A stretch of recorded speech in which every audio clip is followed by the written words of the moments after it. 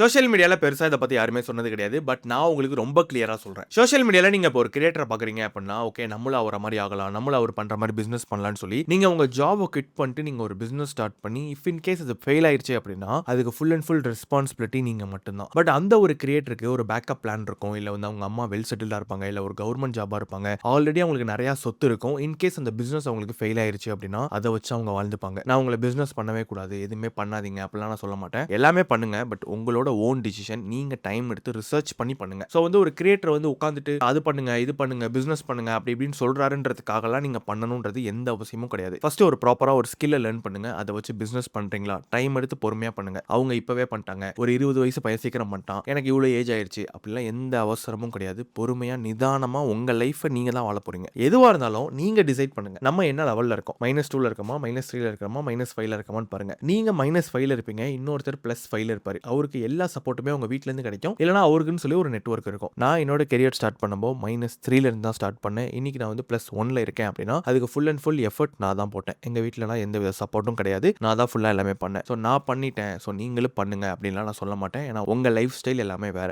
So அதை ப்ராப்பரா தெரிஞ்சுக்கிட்டு அதுக்கு தகுந்த மாதிரி ஒர்க் பண்ணுங்க. எந்த வீடியோ பார்த்தாலும் டக்கு டக்குன்னு இன்ஃப்ளூயன்ஸ் ஆகிற உங்க ஃப்ரெண்டுக்கு இந்த வீடியோ ஷேர் பண்ணி விடுங்க. அவங்களுக்கு ரொம்ப யூஸ்ஃபுல்லா இருக்கும். ஸோ இந்த ஒரு வீடியோ வந்து எந்த வித எடிட்டுமே இருந்திருக்காது. எஸ்எஃப்எக்ஸ் பேக்ரவுண்ட் மியூசிக் எதுவுமே இருந்திருக்காது. ஒரு 15 to 30 டேஸ்க்கு என்னோட லைஃப்ல நான் என்னென்னலாம் பண்ணேன், என்னோட ஸ்ட்ரகிள்ஸ் எல்லாமே ஷேர் பண்ணலாம்னு இருக்கேன். வித்தவுட் எடிட்ல ரஃப் கட் மட்டும் தான் நான் பண்ணி போஸ்டே போட போறேன். இந்த ஒரு வீடியோவை ஜஸ்ட் ஒரு எஜுகேஷனல் பர்பஸ்க்கு தாராளமா டவுன்லோட் பண்ணி நீங்க யூஸ் பண்ணிக்கோங்க. நான் உங்களுக்கு காப்பி ரைட்ஸ்லாம் வந்து எதுவுமே கொடுக்க போறது கிடையாது. ஜஸ்ட் வந்து நீங்க டவுன்லோட் பண்ணி யூஸ் பண்ணிக்கோங்க. இந்த வீடியோ நீங்க யூடியூப்ல பார்த்துட்டு இருக்கீங்கன்னா நம்ம சேனலை சப்ஸ்கிரைப் பண்ணி வச்சுக்கோங்க. அதுவே நீங்க இன்ஸ்டாகிராம்ல பார்த்துட்டு இருக்கீங்கன்னா நம்ம சேனலை ஃபாலோ பண்ணி வச்சுக்கோங்க. அப்கமிங் வீடியோஸ்ல நான் இவ்வளவு நாள் என்னெல்லாம் பண்ணிருக்கணும், என்னோட மொத்த எக்ஸ்பீரியன்ஸுமே ஒரு வீடியோவா நான் ஷேர் பண்றேன். ஜஸ்ட் அதெல்லாம் பார்த்துட்டு உங்க லைஃப்ல நீங்க இம்ப்ளிமெண்ட் பண்ணி பாருங்க. So thank you so much guys. Upcoming வீடியோஸ்ல நம்ம பார்க்கலாம்.